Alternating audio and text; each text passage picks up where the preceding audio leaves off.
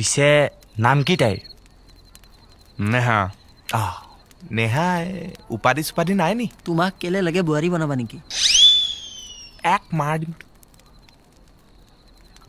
নেহা দাস ঐ ছেম নাম বে তোৰ গাৰ্লফ্ৰেণ্ডৰ নিচিনা। কি ফ্ৰেণ্ড তোৰ?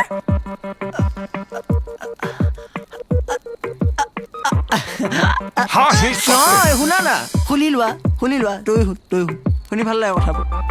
মানে চোৱা এতিয়া নেহা এটা নাম হয় নে? দাসো পাতি থকা কিমান মানুহ আছে আমাৰ এই খুৰাহঁতৰ কাষতে কেইটা দাস থাকে হয় নে নাই? দাস থাকিব পাৰে, এতিয়া মানুহৰ ছেম নাম এটা থাকিব পাৰে, সেইটোৰ লগতো একো ডাঙৰ কথা নহয় হয় নে নাই? এটা ছেম নাম থাকিব পাৰে ভাই, তইও বুজি পাও এইখিনি কথা, ময়ো আশা কৰিছো তই বুজি পাও। এইকাৰণে মোৰে কিমান কেইটা চিনাকি আছে, নেহা দাস ধুপিয়া আছে, নেহা দাস আক্কৰ আছে, নেহা আমাৰ বগী পেহীহঁতৰ যে চাইডৰ ঘৰত থকা যে বা আণ্টিজনীৰ যে জীয়েকজনীৰ যে কাম কৰা ছোৱালীজনী যে নেহা দাস, তাইও নেহা দাস লেখে। এজনী নেহা মাকজনী মজা।